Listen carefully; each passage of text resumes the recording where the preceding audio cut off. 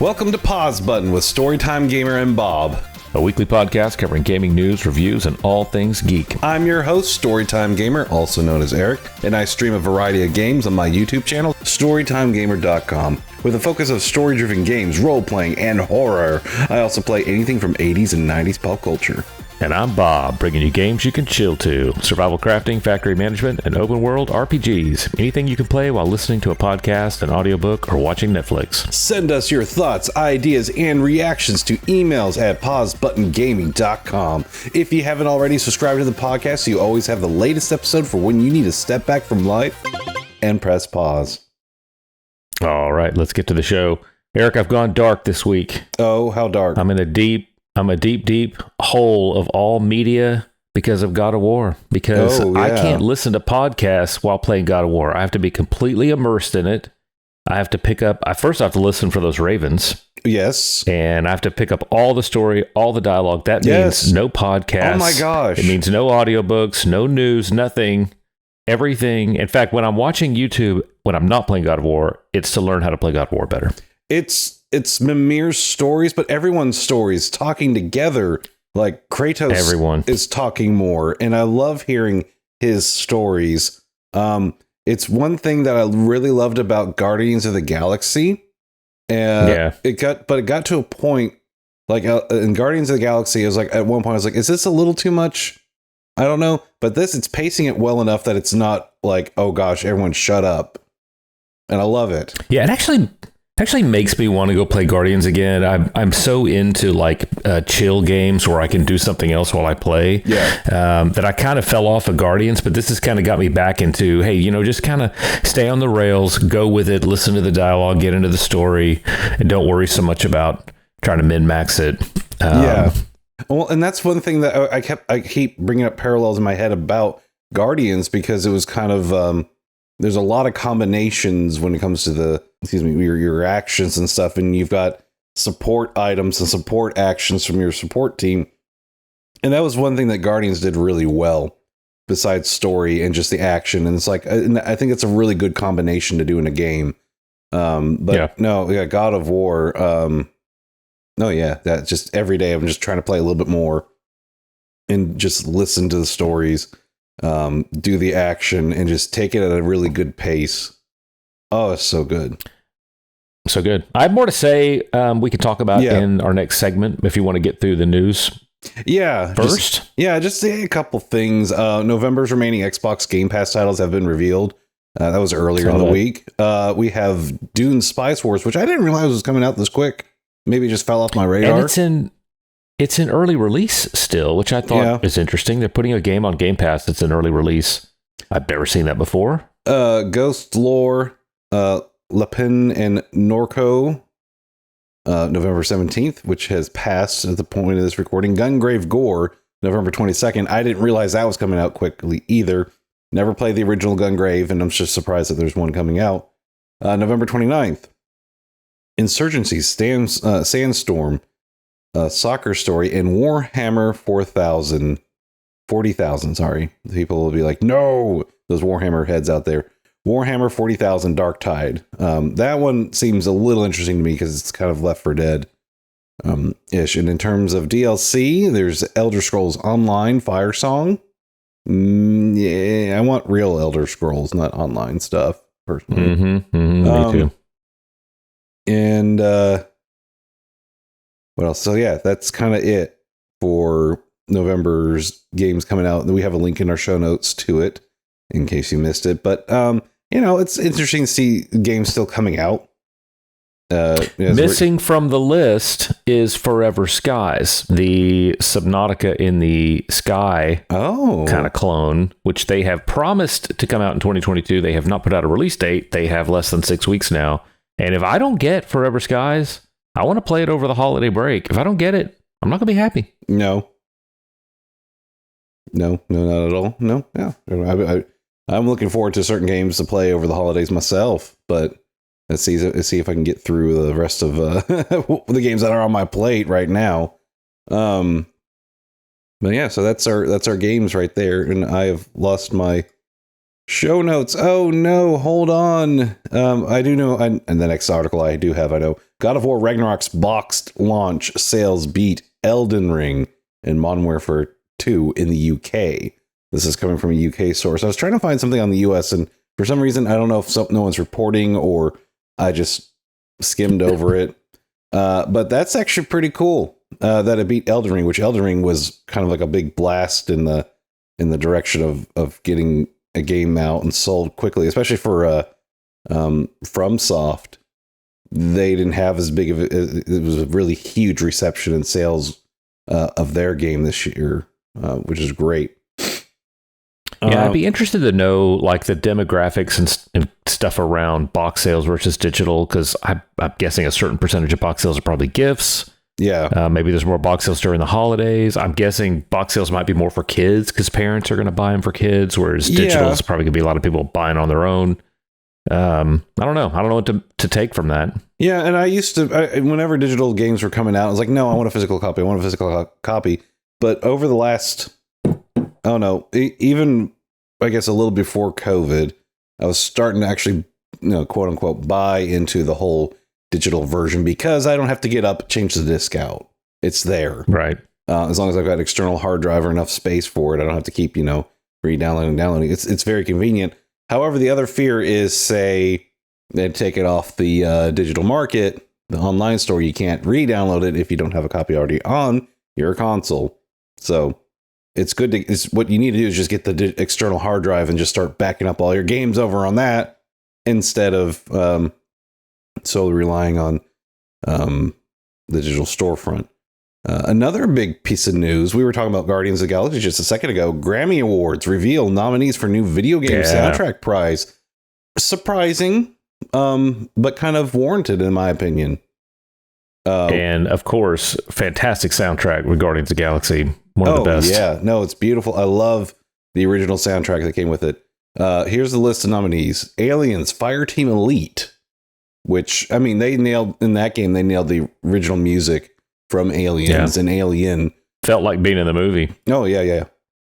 Assassin's Creed Valhalla, Dawn of Ragnarok. That is not anyway with God of War, in case you have been under a rock for anything with Assassin's Creed or God of War.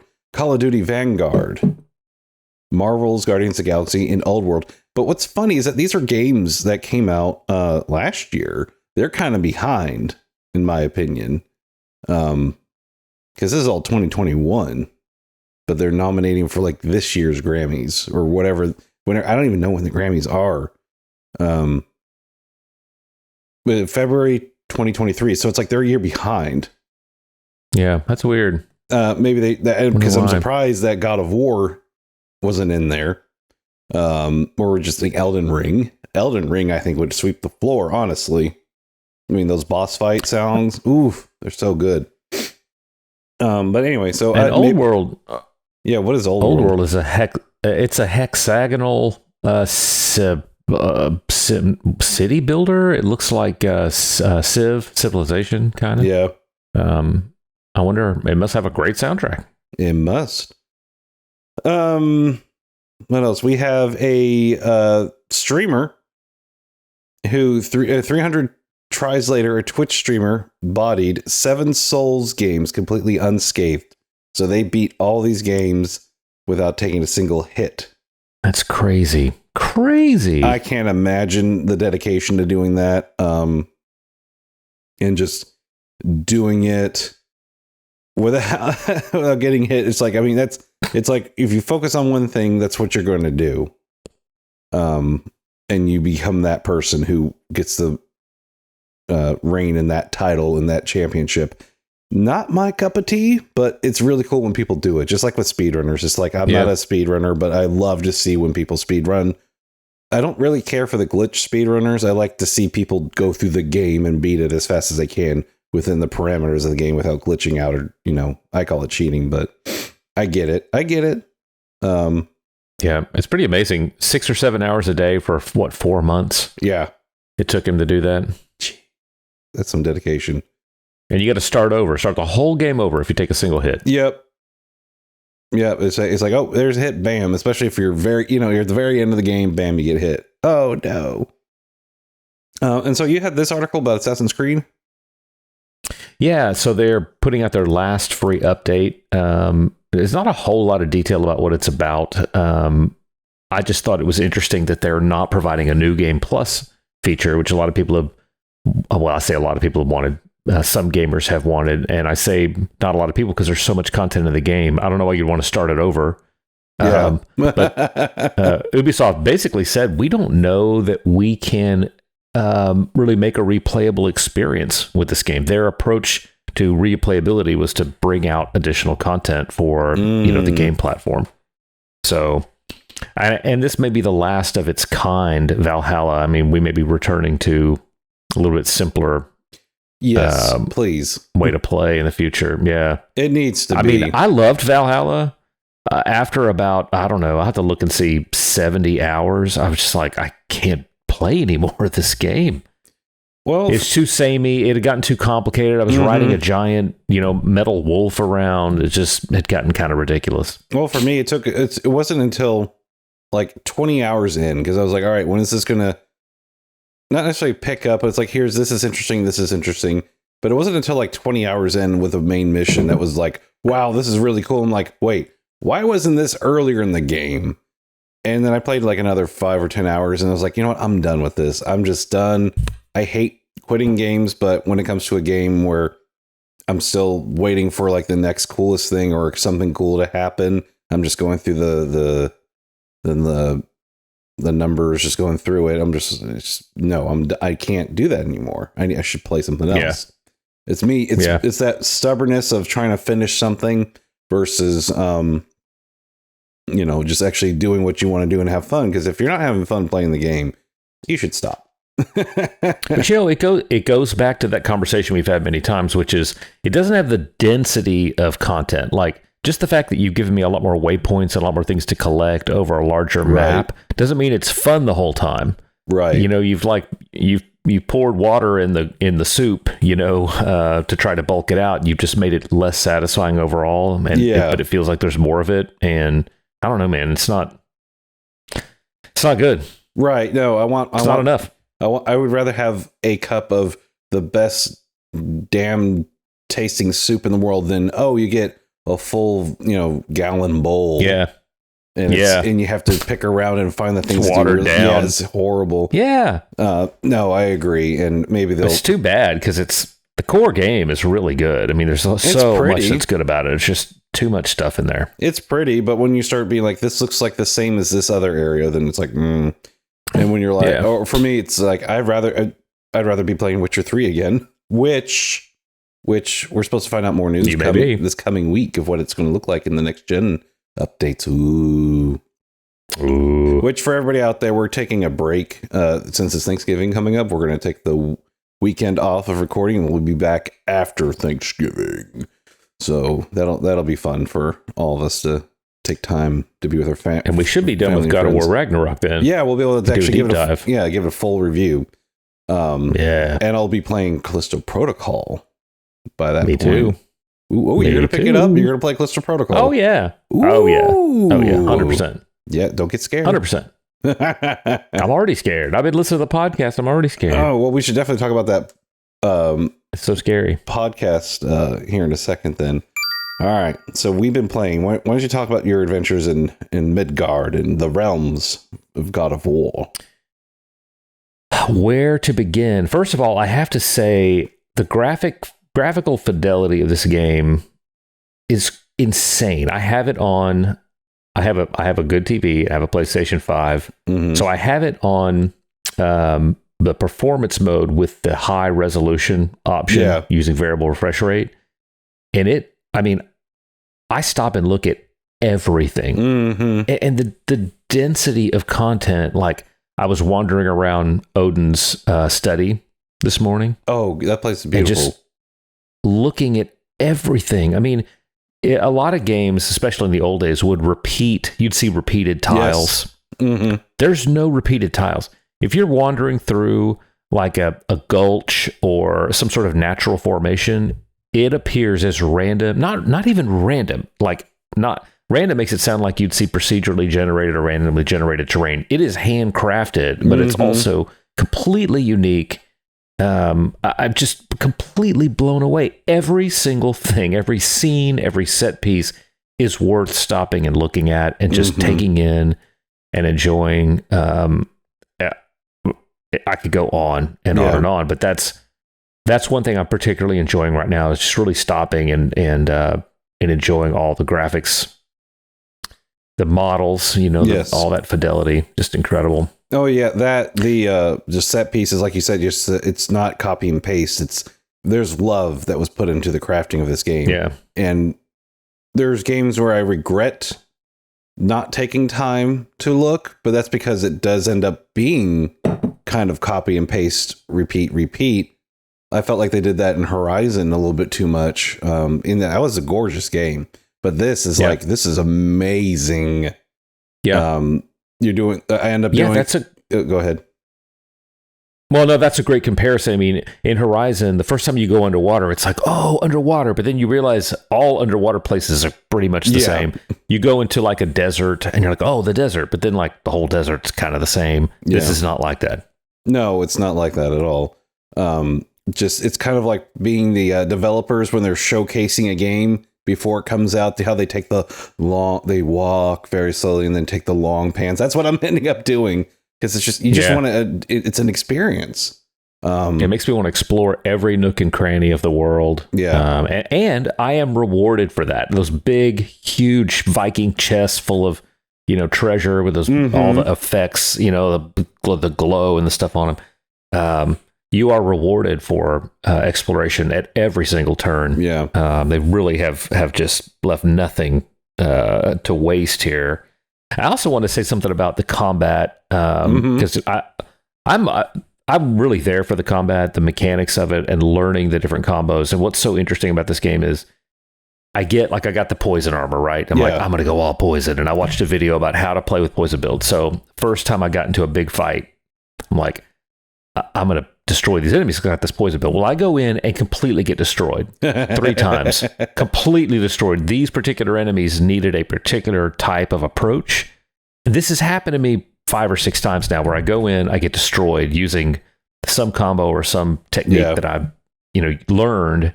And the game is like, nope, not here, bro.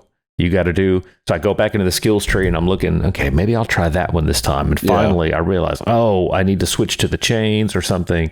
And then annihilate, whatever that particular challenge is. But it's teaching me constantly different ways to play and making me change up. And that's cool.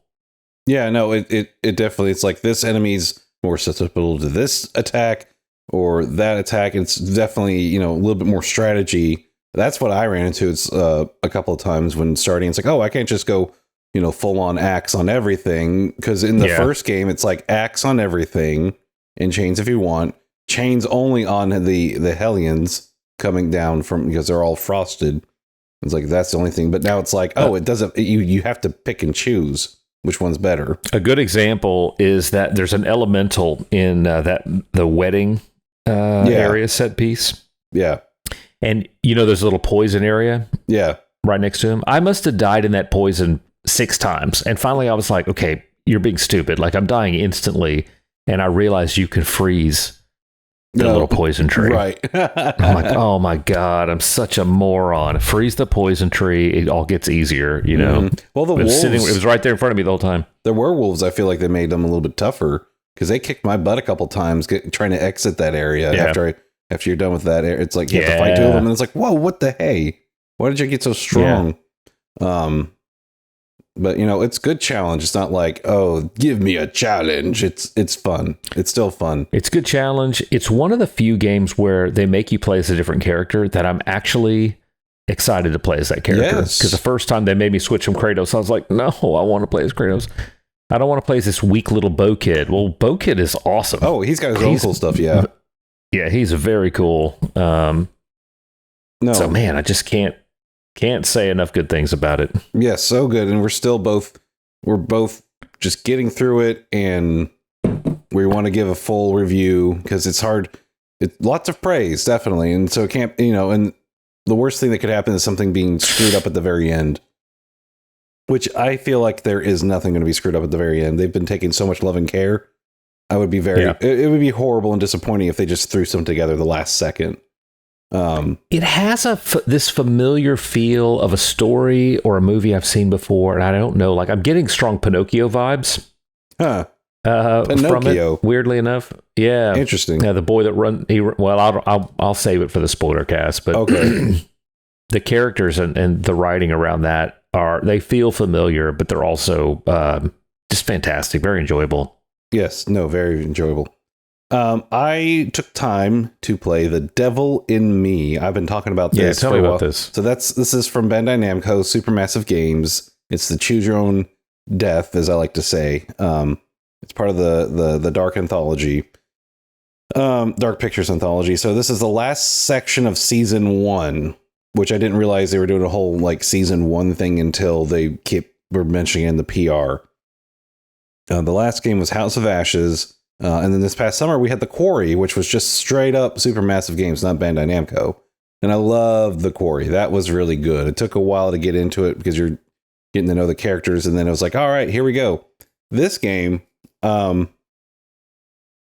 something's wrong. I was plagued with glitches that pissed me off. That took away from the experience. So, particularly in one section, there was a character that has a flashlight, and you need the flashlight to see where you're doing because it's dark, right? The flashlight wouldn't come on, and it's not a story beat or anything because I had to look up online to see if this was someone else's issue, and people are showing that they're walking around with a flashlight. And so I'm like, I'm glad I actually decided to play this off recording and off streaming. I might play it once it's been patched and actually kill people because I actually got everyone's alive. I saved everybody. I cheated a little by looking up online how to keep them alive just so I can get that out of the way, which honestly, keeping everyone alive kind of made it boring in the long run because it was like, oh, well, we didn't get any cool deaths because it's only so many people. The premise is you're this TV crew who's been invited to an island with a recreated hotel of H.H. Holmes's World's Fair Hotel. And if you don't know who H.H. Holmes is, look him up. I don't. He has been recorded as like the first serial killer in America. Really screwed up individual. And the game does a really good job of kind of like teaching you some basics about him. But there's lots of podcasts and stories and books about him. Devil in a White City. I think that was the book. That's based on him. Yeah. Anyway, so you're trying to keep everyone alive. And I kind of regret not watching some people die in a fun fashion because it actually extends the story. So my biggest gripe, the characters and their backstories is kind of flat compared to other games. I didn't feel like they were very shallow, which it's like you get something, but it's like, okay, it felt like the people that put this game together was like the B team or even the C team because everyone was working on The Quarry. And so everyone who was really good at what they needed to do was distracted with that. And I'm surprised there wasn't a day one patch or something else for the issues I was riddled with. Like the biggest thing was the flashlight for that one section. Like I would reboot, reopen, just continue from another, checkpoint, all this other stuff. And it would just I couldn't turn that flashlight on. So I couldn't see what I was doing. I had to watch someone else's playthrough to see where I needed to see this one thing to get through the next section. Another big thing would be jump cuts between, you'd have the cinematic and then it's supposed to go, flawlessly right into the part where you're playing and controlling. But there would be like a little load screen. I'm like, this shouldn't happen. This is a PlayStation 5. There shouldn't be anything like this. People's accessories were missing. There was one woman who had a hat on and then next 2 scenes it was gone. And then somehow she got the hat back on her head. And it wasn't like, it was random. It wasn't like, oh, she took it off and then put it back on. It was just things would disappear. There's a person who's throwing a jacket off because they're about to be caught on fire. And so we see the jacket we see it thrown off, but he's still wearing the jacket. Then 2 scenes later, you see it as he, like from a one camera angle, the jacket disappears and then his hat disappears. Like just stuff's not appearing and disappearing like they should. It's not rendering properly. And then one of the weirdest and horrible things is, I like it as a something when you're playing, is that your character will look at objects as you walk by them as a thing of interest in case you miss them. So it's a nice little cue of your character as you're walking through. So you're walking somewhere, all of a sudden your character's looking to the left constantly, like, oh, there must be something to the left. Well, there must have been some glitch or coding that was not fixed, because they would do this constantly in the game for objects that were not in the vicinity. So they would see something a couple rooms away that they would be fixed on, and to the point where it looks like you broke their neck as you're walking around. And the bad part about that is that their flashlight points in the direction that their head points. Oh, no. So you're constantly in an area where yes, I have a flashlight, but they're not pointing at where I'm walking, because they're looking at something either a floor below you or to the left. And so, it was frustrating and annoying, with glitches that would pull you out of the game and the experience. And it's annoying. Disappointing, because I assumed, I've never played these games, but I assumed they were built on an existing engine using existing assets. So I'm surprised it's that glitchy. They added some new things. You have a small inventory set.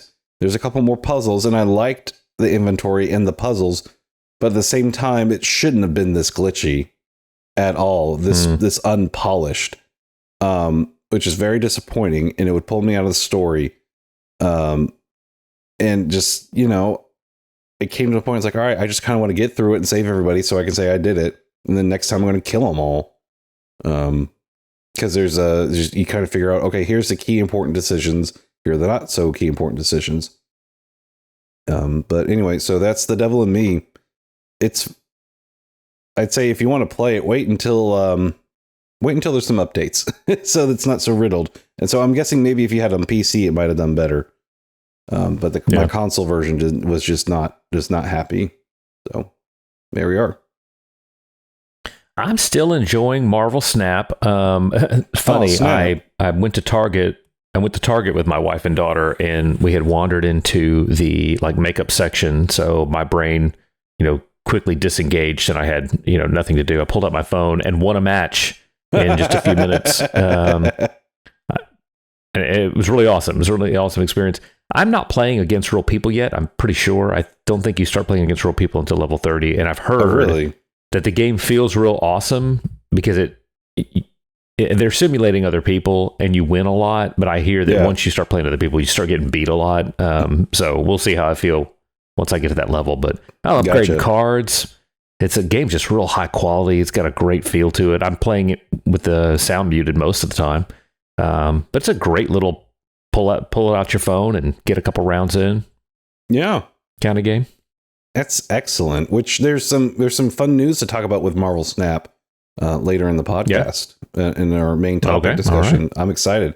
Now, I guess I need to download it so I can play it too, get an experience, because it's from you and from everything else, it sounds like it's an awesome game. They did well. It's free to play. I have not spent a dime on it yet. And I will tell you this, if you're not into collectible card games, it's really easy to get into. It's very simple. You can, of course, there's a lot of depth lurking in there if you want to really get into it and study deck building and stuff like that. But you don't have to.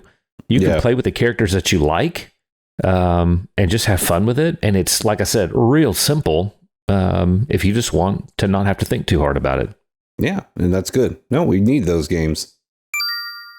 So, what have you been watching this week or listening to? Well, of course, Andor. Well, it's been a media blackout for me because of God of War. So I haven't even followed any gaming news. I don't think I've listened to a single video game podcast this week because all my time's been in God of War. Yeah. Of course, Andor.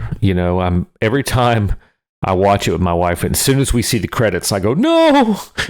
I haven't experienced a show like that. I mean, is it 12 total episodes? I think so. They're like 45 minutes each. And when it gets to the end, I just can't believe it. I'm so engrossed in it. Right. And every episode, it's just hard hitting. And oh man, what a fantastic show. Mm-hmm. My favorite thing was the Starfighter fight that was in this last episode. I mean, that it's like, to make fun of the meme of Now this is pod racing. It's like when you're watching, it's like, this is Star Wars.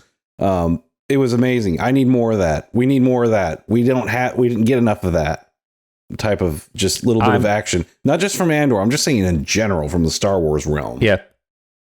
I'm just going to say this, maybe this is controversial. I'm not really big into the lightsabers on the ship. I think that's not a practical way to have a dogfight. You have to get in way too close. It looks great.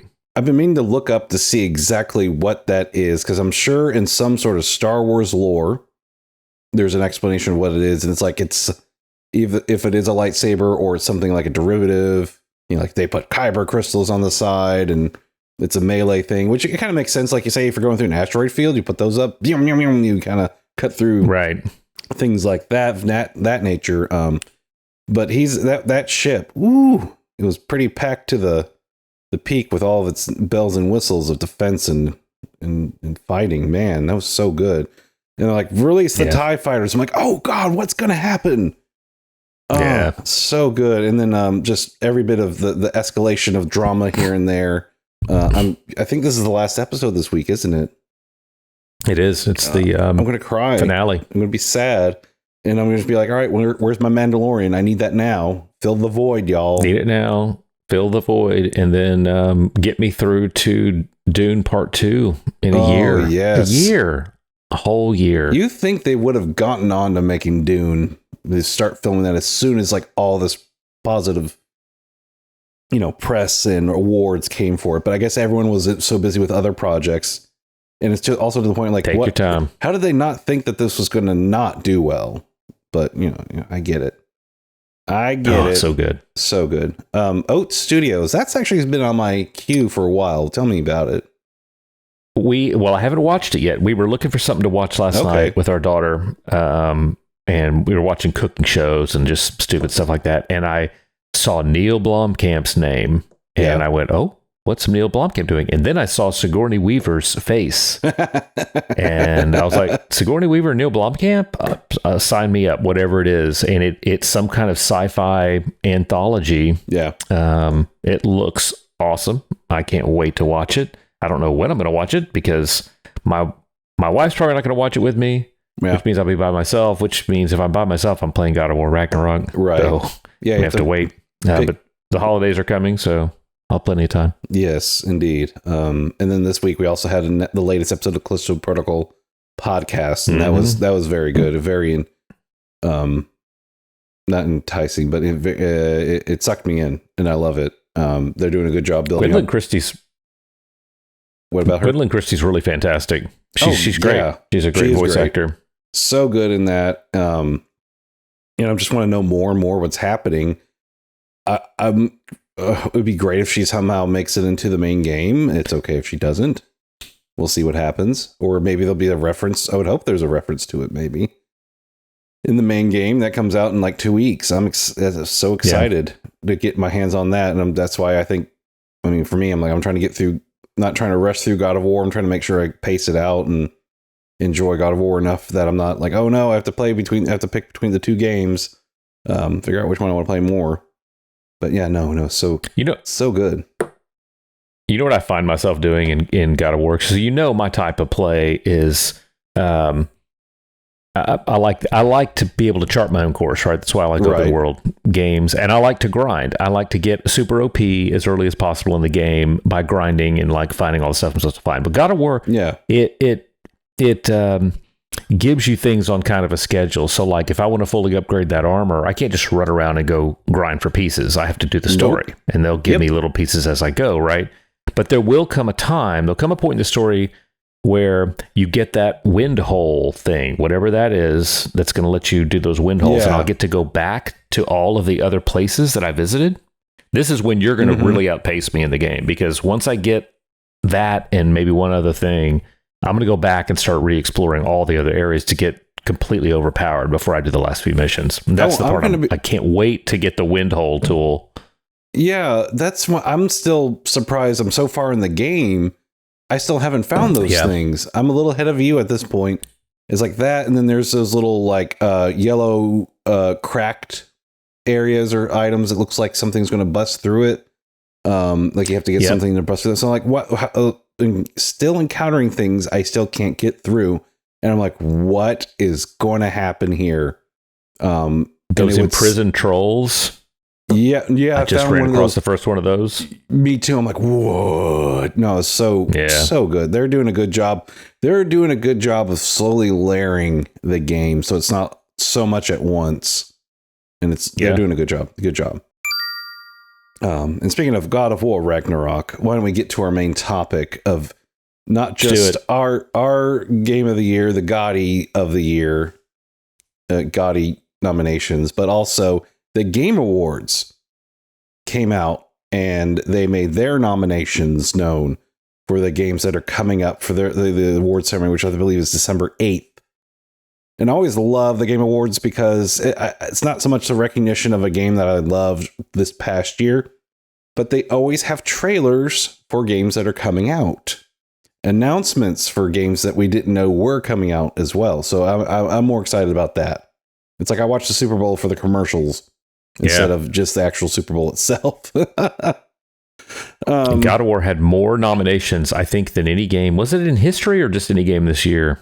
This game this year, I haven't checked to see if it was in history. It was like 10, I believe. 10. I think, and then Elden Ring fell behind it by 7. And what we're going to do is we're going to go through each category. I'm going to go from we're going to wait to talk about the game of the year. That's going to be the last section we go through. We're going to start kind of like on a way from the bottom and work our way up. So first off, most anticipated game, which before we even talk, just want to say, you and I, with our list, because we started talking about this already, we had 4 titles in our Game of the Year nominations that they put into their Game of the Year nominations. Yeah. Before this even came out. So I'm like, hey, go on us for kind of having the pulse on what seemed like a Game of the Year. But anyway, all right. So that's our pat on the back. There we go. So most anticipated game. So this is for the most anticipated game for next year. Their categories or their nominees are Final Fantasy 16, Hogwarts Legacy, Resident Evil 4 Remake. They don't say remake on it, but it's the remake. Starfield, and Legend of Zelda Tears of the Kingdom. Now, which one of those is probably going to be you're most looking forward to? Oh man, Tears of the Kingdom. I have to say, really, I got to see what they have. Yeah, I don't know, man. I don't know. We'll have to see. I'm gun shy about Starfield. There's a long time to go. Yeah, I'm still gun shy on Starfield. I could still see them pushing that back, or just a horrible release. I'm very excited about Resident Evil 4. But to the point where it's just like, here's an old friend with a nice fresh coat of paint. I can't wait to play it again. Yeah. Hogwarts, I'm a little gun shy too. I'm excited and I hope it does well, but at the same time, if the combat's sucky, then it's going to be a real downer. So I don't know. And I don't know if I have a favorite on this list. I think for me, what's not on the list is the next Jedi Fallen Order. I would say that's the one I'm most looking forward to next year. Yeah. Because, and what I'm hoping, I'm hoping we have an actual release date given on that night. That's what I'm crossing my fingers for, is that they give a release date for it. And that's why it's not actually in this nomination category. Boy, could they screw up Hogwarts, but I want it to be good. Yeah. I want it to be good because, here's again, my wife saw a trailer for that and she's like, oh, I think I'd want to play that. She's not a gamer. Yeah. But she wants to play it, and I just think that's really cool to make a game that brings in new people. Yes. Would be really great. But if it's just a shooter, if it turns out just being a magical first-person shooter, it's not going to work, So are they going to bring something really unique? I hope so. Yeah, I hope so too. No, and it'll be really good. Here was a surprise. I'm going to move categories now. Here is a surprising category: Best Adaptation. I don't remember if they've had this one before. This is new. Recognizing outstanding creative work that faithfully and authentically adapts a video game to another entertainment medium, aka movie versions or TV shows. Arcane, League of Legends. There's a winner. That's probably going to blow everything out. But here comes the competitor, Cyberpunk Edge Runners. They did a phenomenal job. I know it's not your anime style, but it did spot on. Cuphead, didn't watch the show, but it looks like it, like the game. Sonic the Hedgehog 2, of all things, it was a pretty good adaptation. Uncharted, I don't think that's going to win. I didn't watch it. It felt like it was too young of a Nathan Drake and all this other stuff. It was panned. Yeah, and it looked like they definitely took stuff from the show or the games and just try to piece it together. Well, I feel like what's going to win next year though will be The Last of Us. I'm just going to go ahead and say that. Call it now. Better. Yeah, better if they have this category again. So you think League of Legends, Arcane?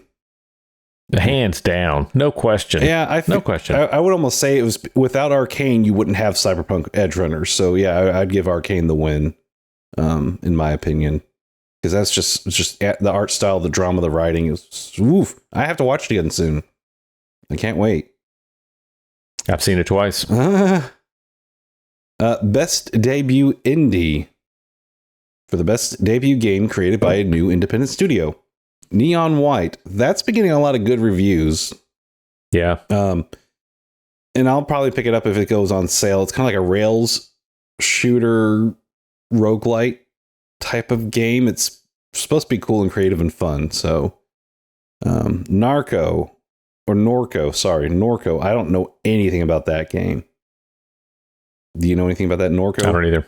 No. Okay. No. Stray. We were talked about Stray before.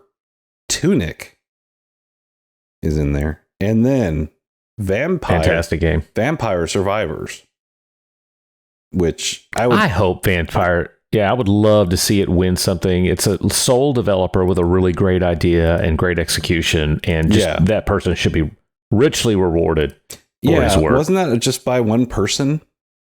Or was it? I mean, that for nailing down the concept and the game and not having like it be horrible. That's just amazing. So yes, please. Didn't copy anybody. There's a lot of Vampire Survivors copycats now. Yeah. And I get that's how it goes. But this person came up with a unique idea, executed it well.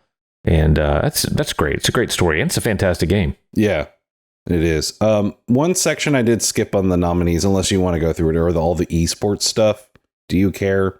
Like, who's the best esport athlete? I don't know anything about those. Okay. What about content creator of the year? Do you care about that? I just looked at it. I don't even know who these people are. What was that? The content you creator. You just a little bit when you said the content creator of the year. Oh. For a streamer or content creator who has made an important and positive impact. I don't know who these are. And I've been on, I think I know one that deserves it. Who? Storytime Gamer. Oh, of course, Storytime Gamer should definitely get the newest, some of the best content out there. The most recent budding creator of the year definitely should go to a Storytime Gamer, not being biased or anything. Fastest growing podcast. There we go. Yeah, this should be definitely pause button right there. Maybe next year we'll get nominated. We'll see. But anyway, we're gonna skip that. Best multiplayer. For outstanding online multiplayer gameplay and design, including co-op and massively multiplayer experiences, irrespective of game genre or platform. The nominees are Call of Duty Modern Warfare, Warfare 2, Multiverses. Now that's the WB game where you're Batman fighting Shaggy. Overwatch 2, Splatoon 3, and then Teenage Mutant Ninja Turtles Shredder's Revenge. I've heard so many good things about Splatoon and Teenage Mutant Ninja Turtles, and the others on that list have had some problems. Notably, Halo Infinite is not on this list, which I think started out very strong, but then just really kind of stumbled throughout the year. Yeah, Overwatch 2 has had a huge plethora of problems. I keep reading, like characters not loading in or not being available. I'm surprised they've made the nomination, but money does help with the nominations, I'm sure. Sponsorships. I'll be curious to see which one gets it. I wouldn't be surprised if Call of Duty just takes it because of the name alone. And I know they changed it up a little bit. They changed, I think it was the matchmaking. They changed a bit this year, and so you'd be paired with someone of your what is it? Your not your style, but your experience, which makes more sense than instead of it being like, oh well, we're gonna throw this noob in with a bunch of hardcore players.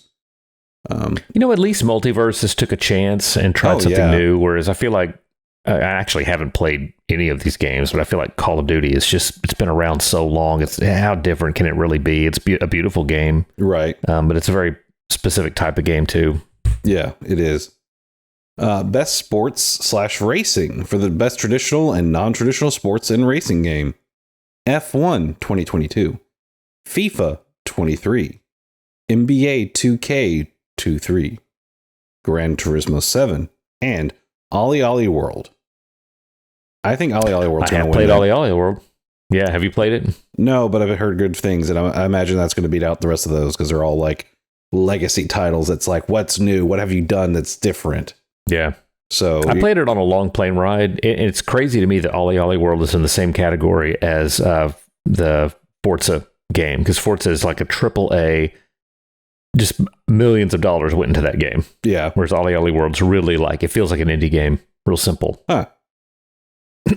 Best sim / strategy. Best game focused on real-time or turn-based simulation or strategy gameplay, irrespective of platform.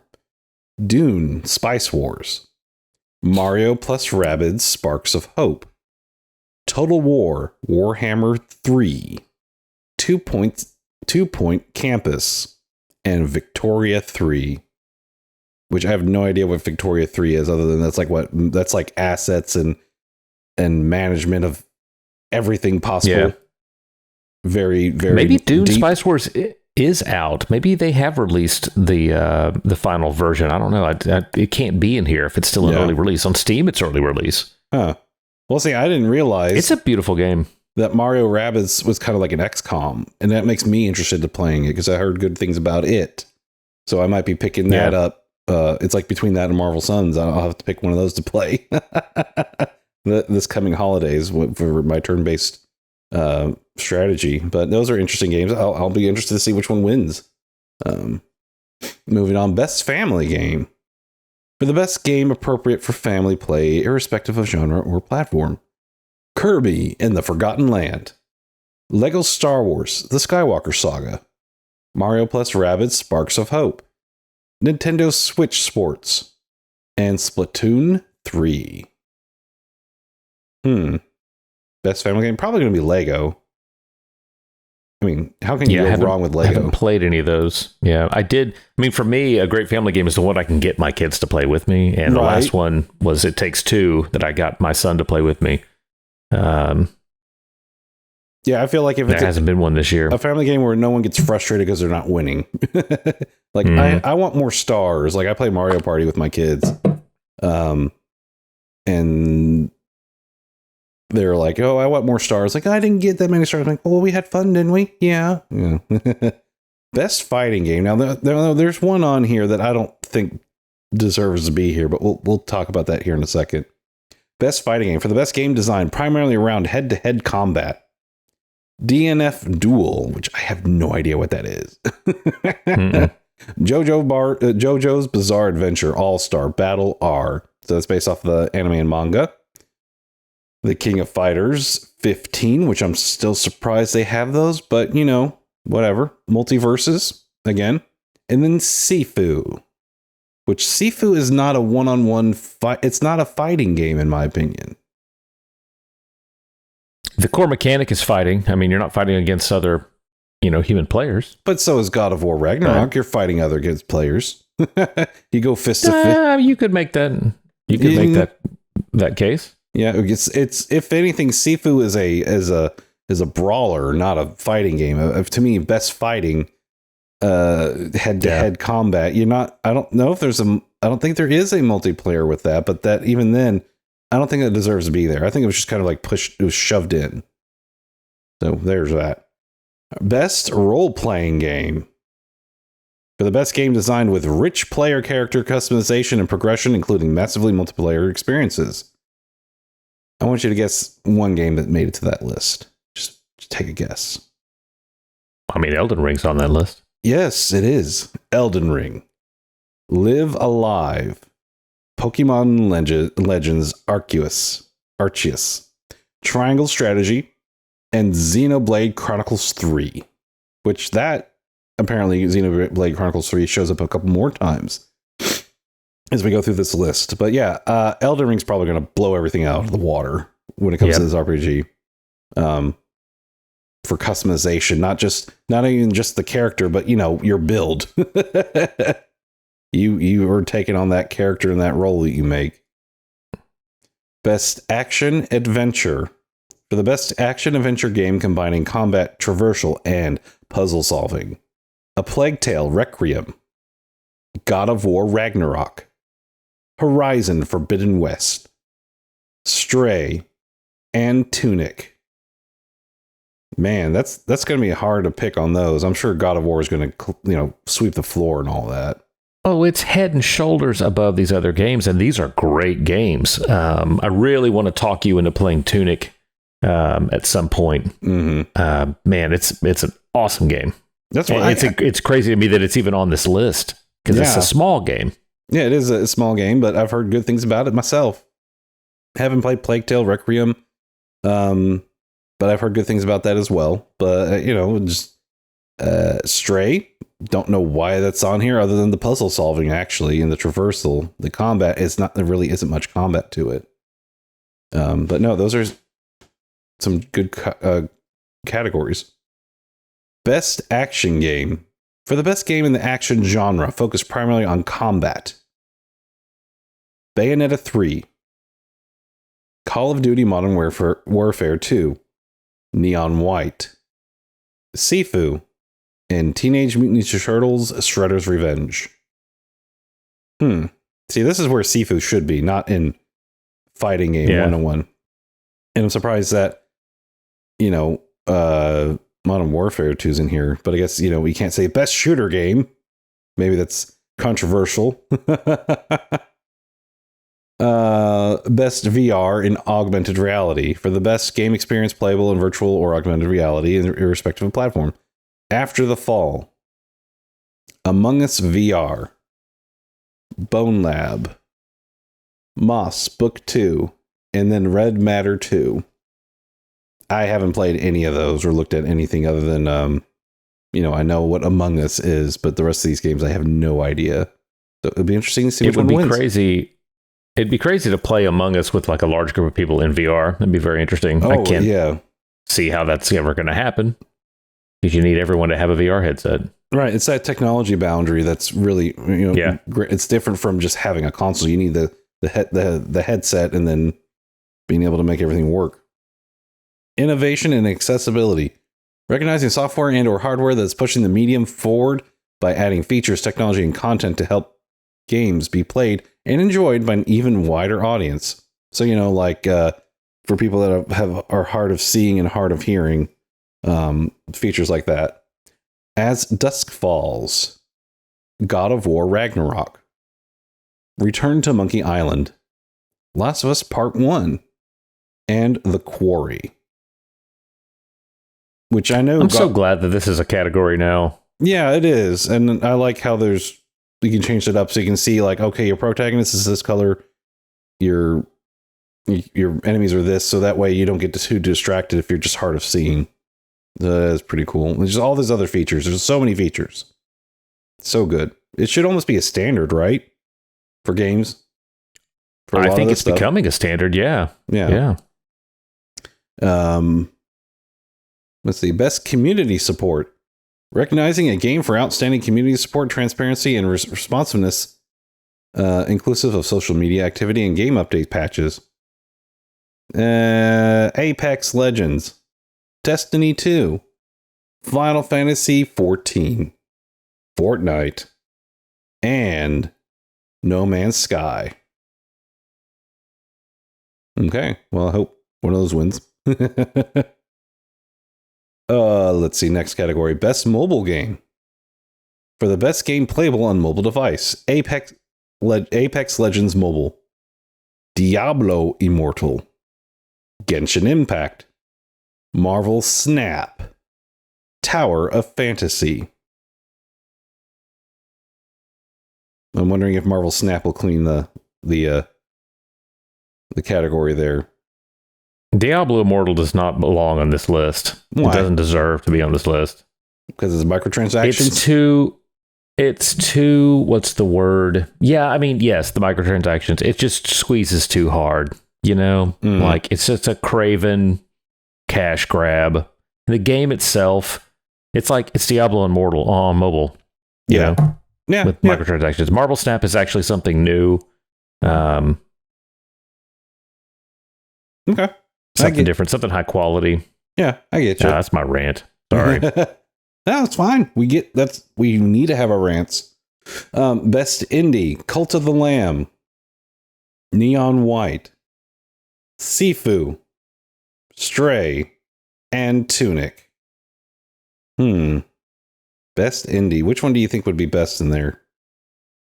I mean, for me, this is Tunic, hands down. Oh, yeah. Over Cult? Cult of the Lamb was a great game. It's not top game. I give Sifu a lot of credit for being different. And I give Stray a lot of credit for being different. Yeah. Yeah, I don't feel like Stray needs to win. It's not like it was familiar enough. It wasn't like, oh my gosh, I can't believe this was a game I never played before. It had a lot of similar things and stuff like that. It wasn't world changing. It was fun. It was interesting, but it's not world changing. So I would say I don't think Stray should get it. So that's Indie. Best Ongoing. These will look familiar. Awarded to a game for outstanding development of ongoing content that evolves the player experience over time. Apex Legends, Destiny 2, Final Fantasy 14, Fortnite, and Genshin Impact. So, they keep changing things. I'm sure Fortnite will win that. I'd be surprised if it didn't, but they keep, they always update and change things. Here's a new category, Games for Impact. For a thought-provoking game with a pro-social meaning or message. A Memory of Blue. No, a Memoir Blue. And I actually meant to play that at some point. It seemed interesting. As Dusk Falls. Citizen Sleeper. Endling. Extinction is Forever. Hindsight. And I Was a Teenage Exocolonist. So these are all like different, weird kind of independent games. As Dusk Falls is kind of like an interactive graphic novel, but just didn't seem grabbing to me. So I guess maybe I don't know if the story is that impactful or not. I guess I'd have to play it for any of these to see if it's like, oh man, that changed my life, or it's like meh. Yeah, I haven't actually played any of those. Best Performance. Awarded to an individual for voice over acting, motion, and or performance capture.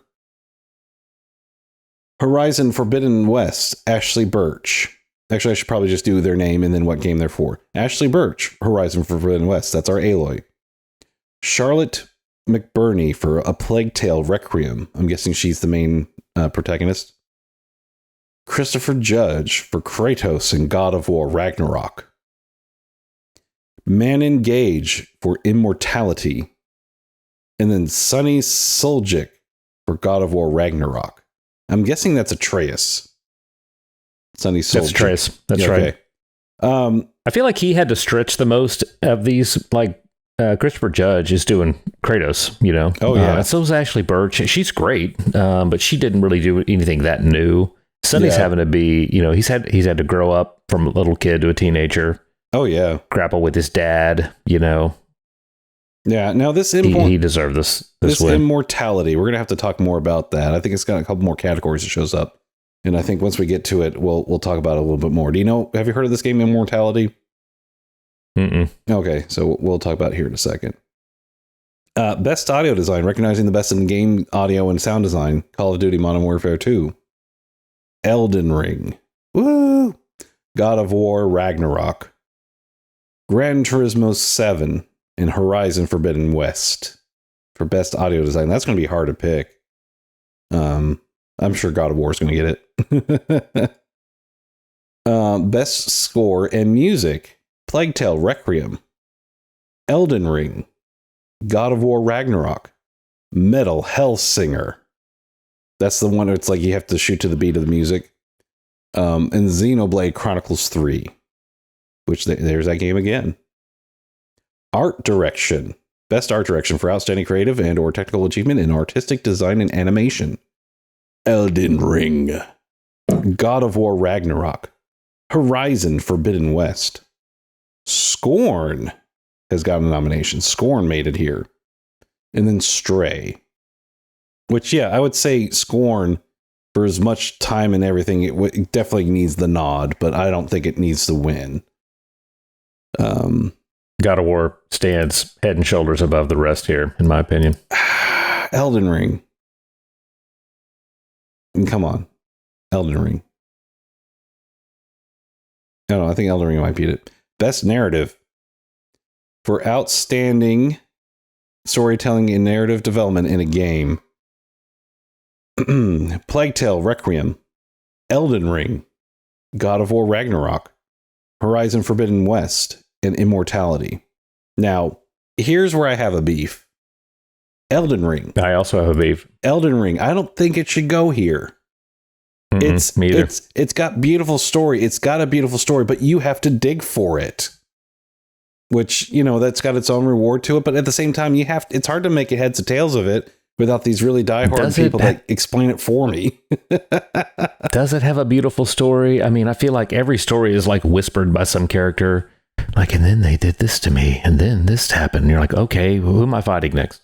Well, no, I mean, that's the thing. It's like you get that from those characters, but it's from the item descriptions. So basically, your job as a player is to go around and get every single item, and then from the items, piece together the story. And that's what happens. There's these people are online, and I subscribe to them, and they make YouTube videos describing the lore. And it's amazing. It's like, oh my gosh, this makes it more interesting. And at the same point, I'm like, I don't feel robbed that I don't get that from playing it myself. It does add more to it in the design for characters. But at the same time, if I'm having to go through these lengths to kind of get that, instead of like, oh, if you went to this area and found this document, it would make more sense for the rest of the stuff. It's very spread out. It doesn't belong here. So yes, nod it to the story, but I think, you know, God of War Ragnarok should win it because the story in Horizon, the main story in Horizon, just no. In Horizon Forbidden West. Best game direction, awarded for outstanding creative vision and innovation in game direction and design. Elden Ring, I could see that winning because of everything in it. God of War Ragnarok. Horizon Forbidden West. Immortality. And Stray. So Immortality, because I think it's not nominated for Game of the Year. So this has popped up in several categories. It is like you are the editor looking through several decades of different films and footage. So this is like real people being filmed in front of a camera, and you're supposed to figure out a story or what happened to a person, like an actress that from years ago, by looking through the footage. So to me, I don't think it should be in here. It is a game, but it's not a video game. You know what I'm saying? You're using real video footage. It's an interactive experience. It's not.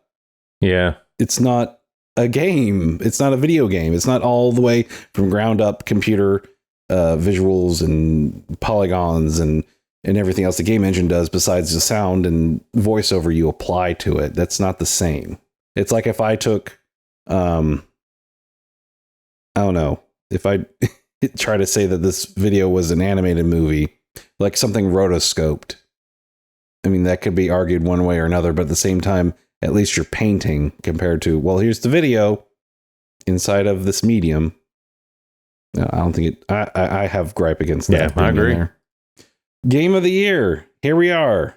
The Game of the Year nominees are, according to the Game Awards, this is a game recognized that delivers the absolute best experience across all creative and technical fields. A Plague Tale Requiem. Elden Ring. God of War Ragnarok. Horizon Forbidden West. Stray. And Xenoblade Chronicles 3. So those are the 6 games that are up for the bragging rights for Game of the Year. I'll reserve judgment until we get through God of War Ragnarok. Right, and we've talked about Definitely got a leaning. We've talked about 3 of them. So kudos for us for naming 4 of the 6 that actually got nominated by the Game Awards people.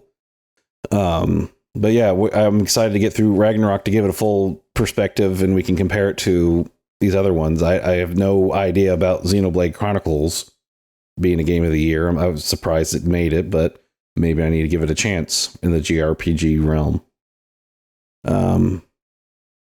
So any more thoughts from you on any of that? I don't think so. I can't wait to get. I mean, I don't really want God of War Ragnarok to be finished, but also I need to move on with my life, and I can't. I've got all these podcasts where they're talking about it, where I don't want to listen to it yet. Right. So I need to get through this so I can start to hear what everybody has to say about it and form my own opinions. But right now, I'm in deep. Yeah, I feel like with God of War, it's like I'm enjoying it. It is a meal. It's a well crafted meal with friends and family from times ago and new friends, and I'm enjoying it. I'm savoring it. I don't want the night to end. It will eventually come, but I'm taking my time, and there is no rush to pay the check. And yeah, I'm as like you, I'm trying to avoid as much stuff as possible, so I don't get a spoiler by accident. I'm trying to stay ahead, and it's harder and harder. It's harder and harder on like scrolling around YouTube. People are slipping in, cover art and stuff that's showing things from the game. Like, don't spoil it. I don't know about that character yet. Yeah, it's like, don't tell me that, or what? It's just like you were talking to me the other day. You're like, oh, and this happened. Like, no, how did you get ahead of me? You're supposed to be a little behind me. And you're like, no, I'm just kidding. I'm like, oh god. You freaked me out for a second. Spoilers, no spoilers. All right, well, that's going to be it for today's episode. So thanks for listening to Pause Button. Like, subscribe, follow on YouTube and Apple Podcasts. And send us your thoughts, ideas, and reactions to emails at pausebuttongaming.com. Have a great week, and don't forget, when life gets hectic, sometimes you need to hit the pause button.